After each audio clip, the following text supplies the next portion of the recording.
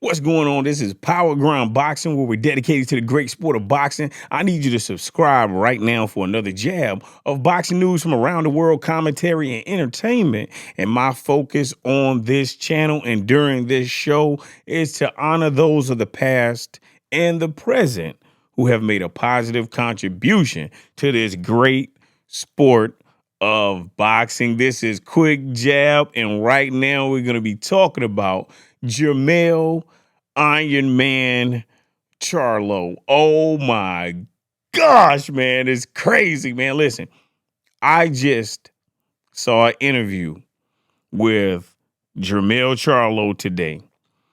And I think the podcast was called The Last Stand. And oh man, Jermell Charlo. Now listen, if you don't know who Jermell Charlo is, I don't know what you've been doing, but listen. IBF, WBA, WBC, WBO, World Super Welterweight. Yeah, that's who Jermell Iron Man Charlo is. Dude got all the belts, conquered 154. You understand what I'm saying? I'm telling you, man, I'm so proud of this guy. Listen, Jermell Charlo had an interview with, I want to say the guy name is Brian Custard. That's what I want to say. I know his first name is Brian. I know his last name is like Custer, but I don't know if I'm pronouncing it properly. You got what I'm saying? But mad shouts out to Brian Custer and mad shouts out to the Last Stand podcast. I really like that podcast. I like the questions that he asked. Now, a lot of shows don't really like talking about other people and what they doing and stuff like that. But, you know, I really love boxing, and I enjoy watching shows and with people who enjoy boxing. I know that sounded crazy. Just understand me. You feel me. I know you do. Anyway, like I was saying, look, Jermell Charlo was being interviewed, right? Now, this was different though, because it was like an interview with the guy who do the Last Stand podcast, but it was a Zoom teleconference where they was doing, I guess, right now, Jermell Charlo was getting ready to fight Tim Tszyu, the son of Costa Tszyu, because right now he's the mandatory. So he's in, I think, Australia, and Jermell Charlo is in Texas. You know what I'm saying? So, and Brian Custer was wherever he was at. So they was doing the official press conference today. And man, listen, Brian Custer was asking Jermell Charlo all types of questions. He was giving great answers. He was just really there. Now, a lot of people get angry at Jermell Charlo because they feel like he got this big chip on his shoulder. They feel like he is always mad, and, you know, they feel they just got a problem with him. But this is what I want you to think about when you think about Jermell Charlo. Jermell Charlo, he's a twin, of course. He's the younger twin, of course. But on a bigger level, these guys, these twins and Jermell Charlo, they come from nothing. So a lot of times when you come from nothing and you have everything to lose, then guess what? Your focus is different. How you think is different, because you know people are dependent on you. This guy, to me, he really is an Iron Man. He's the real Iron Man. No disrespect to the comic book. No disrespect to the actor that played Iron Man in movies. But Jermell Charlo is the real Iron Man, because he really put himself in a fire and he really slinged that iron. You understand me? In this boxing squared circle, he has really been slinging iron. He's the real Iron Man. But this guy come from nothing. You got me? He come from real super meager beginnings, humble beginnings. You got me? So how he grew up hard, and then all of his life in the boxing world, people were ducking him and didn't want to give him a chance. And then every single time it was time for him to show up and show out, he showed up and he showed out. He has epitomized what being a real boxer is all about. He don't duck no smoke. If you got a problem, then he got a problem. If you want to fight, then he gonna fight. If you want to box, then he gonna box. Whatever the issue is you got, he don't care what it is. It don't matter inside the ring, outside the ring. Hey, it's whatever it is. That's how he always been. For all of the problem, he want all the smoke. You got beef, he want all of that. But he's still humble. He's still peaceful. But if you bring some craziness his way, then guess what? He gonna meet you wherever you at. How do you not like? How don't you like this type of individual, man? This is what you supposed. Look, Jermell Charlo is consistently showing the world what boxers do. Now, he has a loss on his record. Now, I don't feel as if he really lost to Tony Harrison. I didn't feel like he lost. I would have never thought they would have gave Harrison a nod, but they did. And what did he do? He avenged his loss in brutal fashion. You got me? Now, when Jermell Charlo fought Brian Castano, right? They had a draw. Now, I am a fan of Jermell Charlo. Of course, you can probably tell that. However, when he fought Brian Castano, I thought that it was close. However, I didn't think that Charlo did enough to take Brian Castano's belt. And I damn sure didn't think Brian Castano did enough to take Charlo's belt. I thought it was close. So if it had leaned to Brian Castano way, I would have I ain't like that decision because it was so close. But okay, I understand. If it had leaned toward Jermell Charlo's way, I'd have been I ain't really like that decision because it was kind of close, but I understand. But they didn't do that. It was a draw. It was split down the line. I'm like, okay, that made sense. I was like, look, that was a fair decision in boxing. Now, a lot of times with fighters who look like this, sometimes they don't get a fair shake. So, I was on pins and needles. I was like, man, it's too close. A lot of times they don't get a fair shake. I was like, I don't know. And then there was a draw. I was like, yo, that makes sense. So then Brian Castano and Jermell Charlo, they ran it back. Now, before they ran it back, on the day that they were supposed to run it back, guess what? Brian Castano said, oh, I'm injured. but I saw him on Instagram and he was swinging his arms, running, doing all kind of things that uninjured people do. You got what I'm saying? But anyway, it is what it is. So then they ran it back. And Jermell Charlo crumbled him, knocked him down like a building. He crumbled.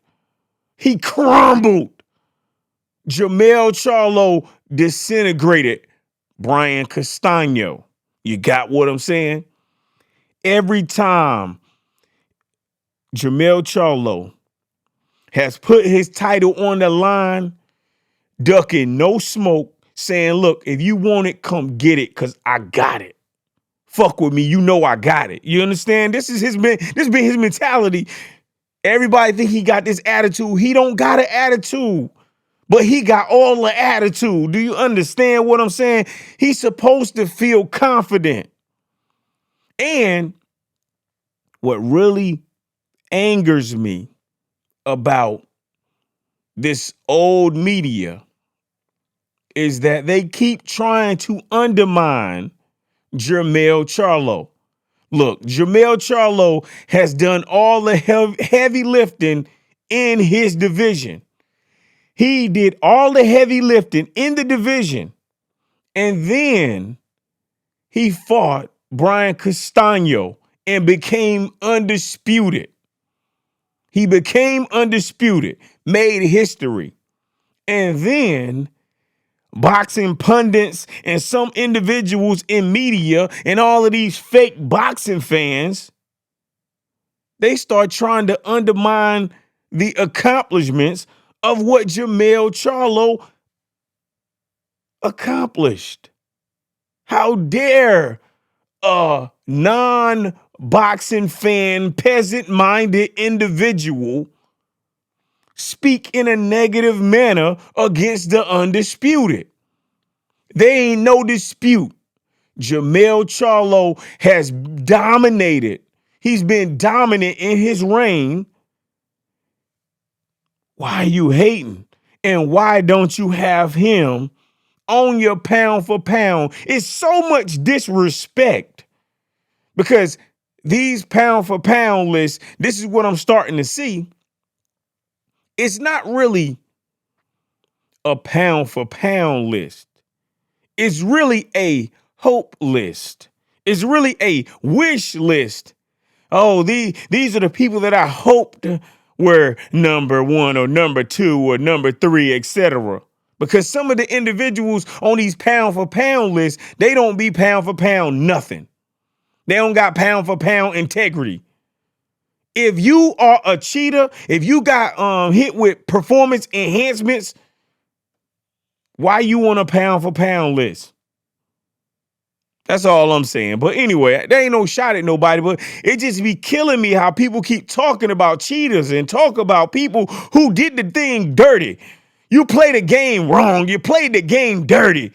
And you don't give honor and respect to an individual who played the game above shoulders, who did the things that you're supposed to do, which is take belt by belt, conquer. How you don't respect that? I do not understand how you don't respect an individual who ain't back down from a fight, in the ring, outside the ring, been dominant in the sport, became undisputed, and wears that crown like you supposed to wear the crown. He ain't going jumping divisions and trying to select who he think he can beat. Oh, let me go to that division. I feel like I can beat this person. He like, yo, I got this belt right here. If you want it, come get it. I ain't ducking nothing. You gonna get disassembled. How don't you respect that? And why is he not in your top 5 pound for pound on every list? You got me? One of the things that really make it where some people have a problem with Jermell Charlo is he is very snappy and very aggressive with his condemnation or in his pushback of a guy named Mike Coppinger. Now, if you don't know who Mike Coppinger is, then look on this channel and I did another video about how his mentality and just him just inboxing is a cancer. You got me? He gets on my nerves. But anyway, I've never seen Mike Coppinger do anything that assisted or helped the sport of boxing. I've never seen him do anything positive that helped the sport of boxing. I've never seen him do anything to help a boxer. I don't know him at all. I just know him from getting the quote unquote scoop on different things that's happening in boxing and, spewing things that are just completely not true in boxing. That's all I know him for, talking and writing. That's all I know. And a lot of the things that he write about are not even falsified. Falsified, can't even be proven, not even substantiated. So I don't even know who Mike Coppinger is, but people always quoting Mike Coppinger because, he's just this famous ESPN news publisher. But you can tell by the way he moves, he does not have genuine love for the sport of boxing or boxers because he's so biased. If you read some of his articles, you'll be like, man, this is so biased. Like, who wrote this? Like, man, do you even like boxing? So Jermell Charlo, he always critical of Mike Coppinger because Mike Coppinger is always saying the most negative things, always creating and fabricating stories, and always just trying to, I guess, get the attention because we live right now in a time where everybody is a media whore. Everybody wants the most attention. They will lie, cheat, steal just to be looked upon as the number one. And this is what killed me sometimes about certain boxing channels. Like they won't give other boxing channels no type of credit. Their heart is infected with hate. And that when I look at Mike Coppinger, I look at him as that type of individual. He is like an old media puppet where his heart is infected with jealousy, envy, and hate. And he tries to pick and choose. But what he does, he's smart, though. He's really intelligent because he creates he manufactures a narrative, and it's a real subtle narrative. So you can't really see it if you don't read between the lines. You'll be like, oh yeah, he's just doing his good job. No, no, no. And this is my problem with ESPN and everybody that represents ESPN sometimes because. Man, Max Kellerman, oh my God. Man, these people at ESPN, they need to get out of here. People need to stop caring about Ring Magazine, Oscar De La Hoya and Golden Boy Magazine's top 10 and forget ESPN's top 10. Everybody else top 10 can stay. But those individuals, they need to leave because they are bad for the sport of boxing. They are completely horrible for the sport of boxing. I keep seeing even though, unfortunately, I do have ESPN Plus because, hey, they do have some I got to look at boxing. You got what I'm saying? They running the sport. But, man, some of these people who are commentators, they so biased. And I don't care what anybody say. They are being paid to be biased. I don't care what no one says. Sometimes these boxers, I know some of them are Hall of Famers, but some of them are being told, hey, you cannot say this. I know that's happening. I know it's no way they would think that. Man, sometimes I hear what Andre Ward says, or I hear what Timothy Bradley says, and I think in my mind, there is no way that they didn't get told to think that way. They had to be told because sometimes they say things that go against their own record. It go against what they have already accomplished or done in the sport of boxing.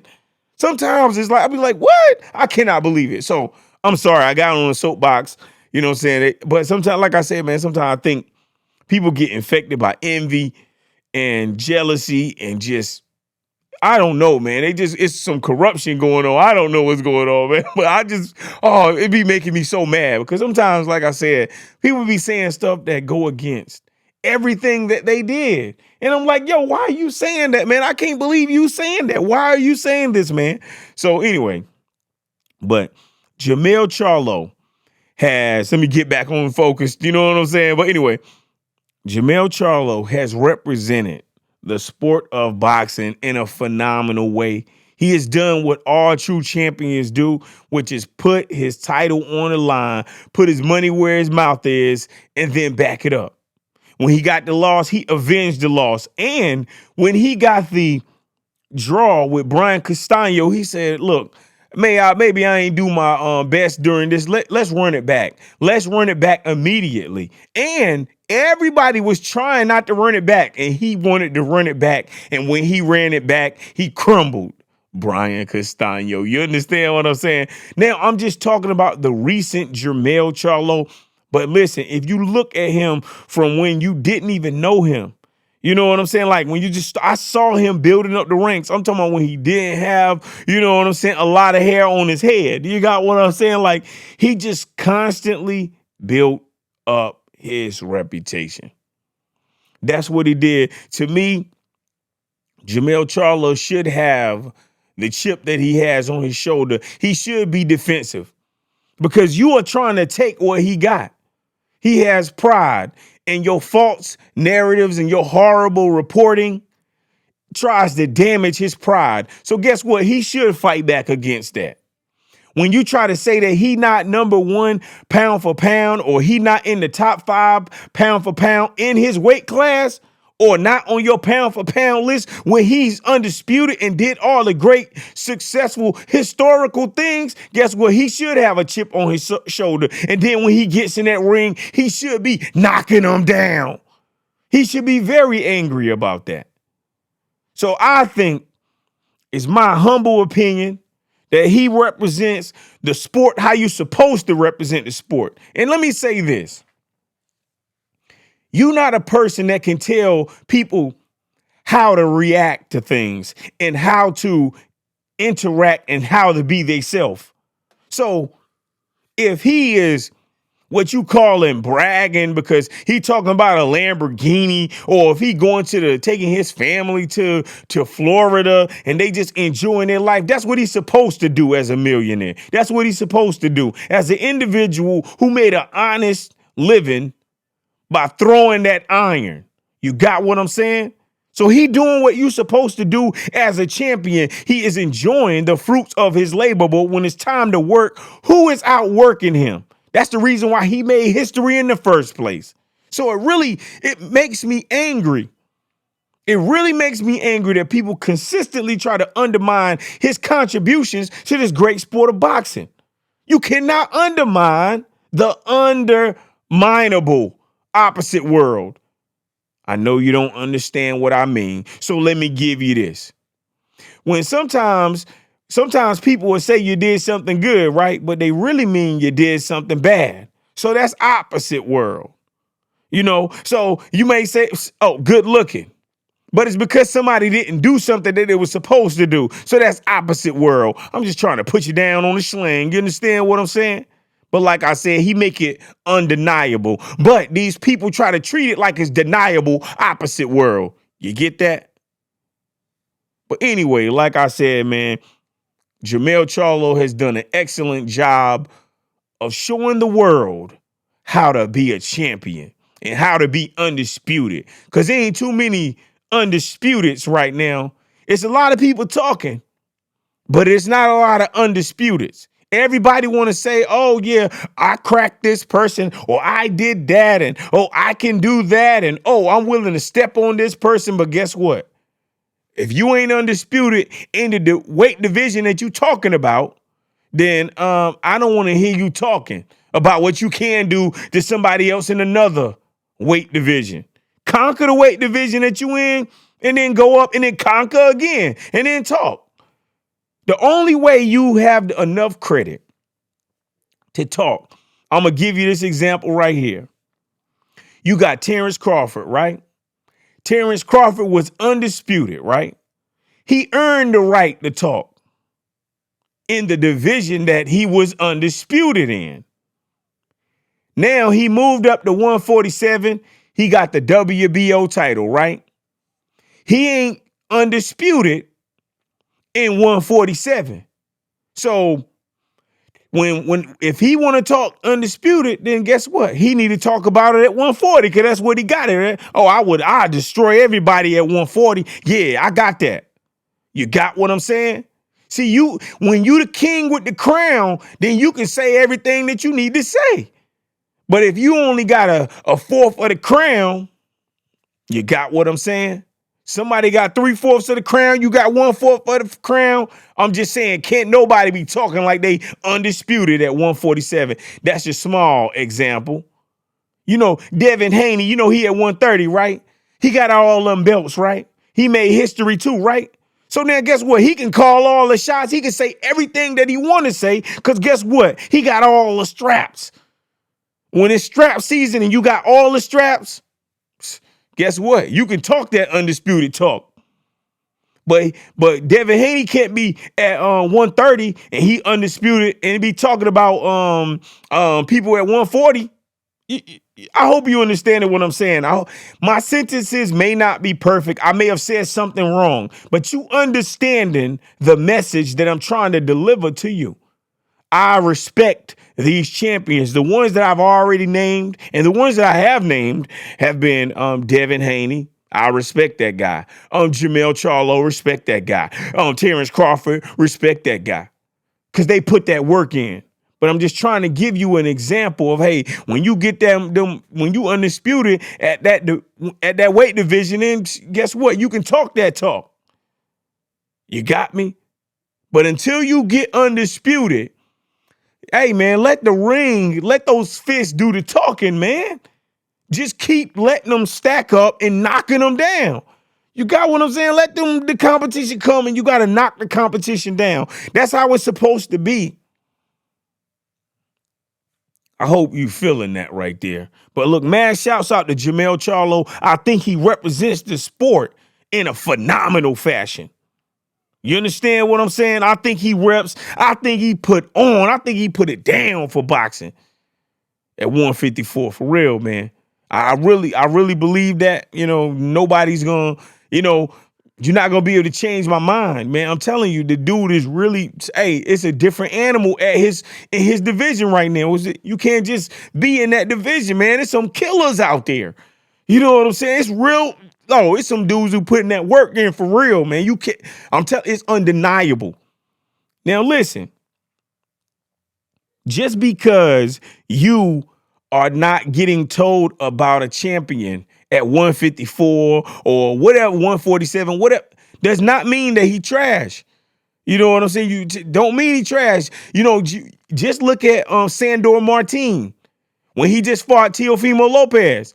Everybody was like, I think he was like a 7-1 favorite. Everybody was like, who is Sandor Martin? He ain't fought nobody. He ain't did this. He ain't did that, right? And then look at what he did to Teofimo Lopez. Styles make fights, man.